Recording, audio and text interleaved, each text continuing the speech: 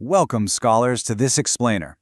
For generations now, biblical scholarship has been kind of trapped in this linguistic birdcage. We've been isolating individual Greek words, parsing verbs in a total vacuum, and missing the bigger picture.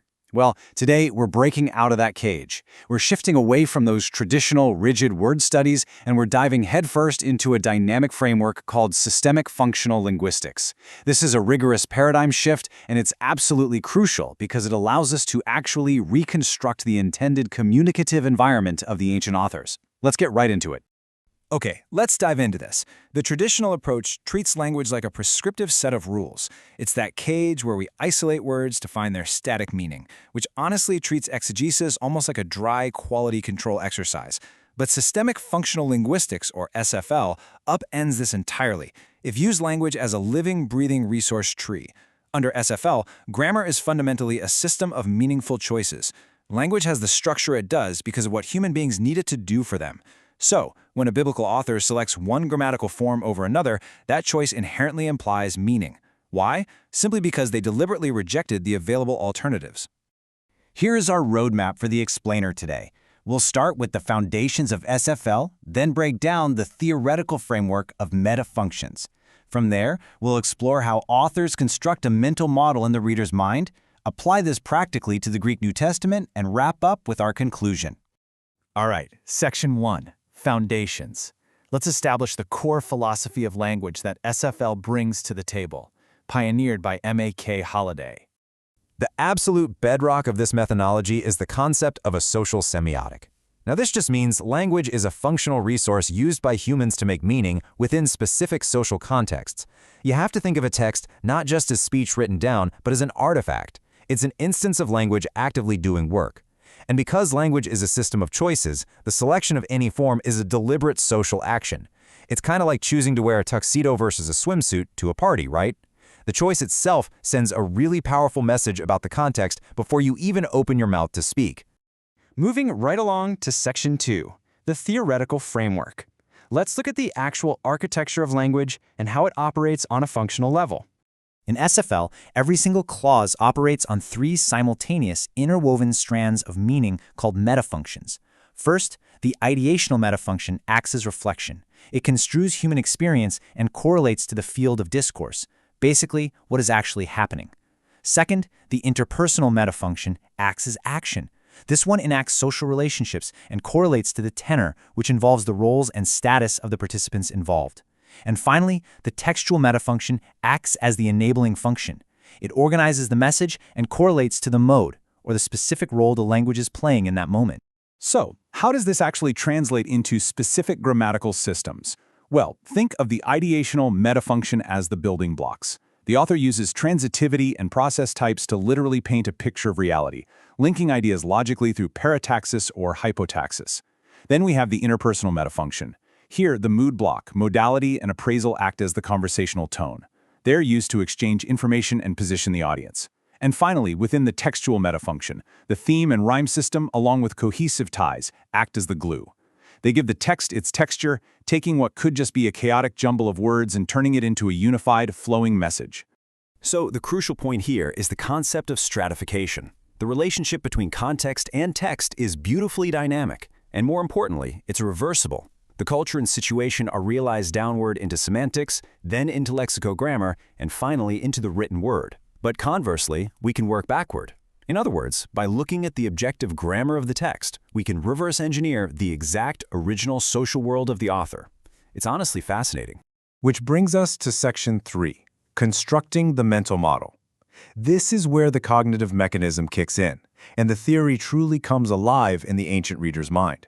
You see, ancient biblical authors didn't just transmit raw data. They purposefully guided their readers to construct a specific internal mental image. To prevent the text from becoming this flat, unintelligible mass of information, the author uses a highly coordinated toolkit: grounding, information structure, framing, cohesion, and prominence. Let's break a few of the major ones down so you can see how they work. First up is grounding. Authors distinguish between mainline and offline material to build the structural skeleton of the discourse. Mainline material forms the foreground. That's the primary sequential events. In Koine Greek narrative, this is frequently carried by the aorist aspect, while in non-narrative, the present indicative often sustains it. Against this strong foreground skeleton, offline material provides the background. These are the subtle descriptions and digressions that really flesh out the mental model for the reader. Next, the author manages this mental model clause by clause through information structure, specifically the theme-reim system. The theme serves as the point of departure. It firmly anchors the reader, locating the clause within their existing mental context. Once the reader is oriented, boom, the author delivers the reim. This is the new, exciting information that rockets the mental representation forward. The author also strategically uses prominence. When unexpected, highly marked grammatical choices cluster together, they create what linguists call zones of turbulence. This acts as a blazing linguistic spotlight. It signals to the reader that they have reached a climax or a point of massive theological significance. It practically forces them to pay intense attention to that specific part of the cognitive representation. All right, let's pivot to section 4. Practical application to the Greek New Testament. How do we actually put this holistic framework into practice when we're studying a text? Here is a clear, 3-step methodology for you to conduct an objective discourse analysis. Step 1. Analyze the ideational metafunction by identifying the dominant process types. This determines the primary field. Step 2. Analyze the interpersonal metafunction by examining the mood block and tracking shifts in person or modality to really discern the author's stance. Step 3. Analyze the textual metafunction by mapping the flow of theme and reim and identifying structural unity through cohesive ties, like reference chains. Let's look at a concrete example using the first epistle of John. If you apply step 1 and analyze the ideational metafunction, you'll discover a strikingly high frequency of relational processes, verbs of being and having.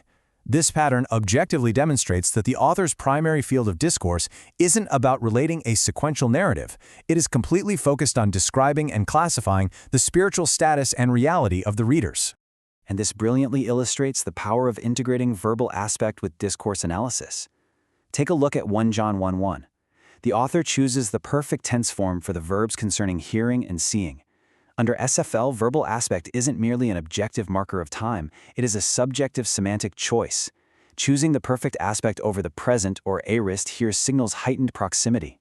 It pushes those sensory experiences right to the absolute front of the reader's mind. It's not just a timeline, you guys, it's a spotlight.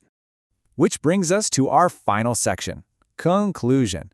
What is the ultimate hermeneutical goal of adopting this SFL methodology in your academic research? The goal of SFL is to move beyond mere description to achieve true explanatory power. As scholars, our task isn't just to stop at labeling a verb as an aorist or a present indicative. Our task is to understand and explain exactly why the author made that specific linguistic choice within their particular historical and social context. We are analyzing these choices to fully reconstruct the intended communicative environment of the biblical author. So, I leave you with this question to think about.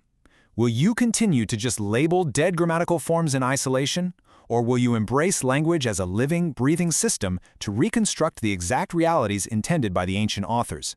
The text is waiting to be understood in its full functional brilliance. Thanks for joining me for this explainer.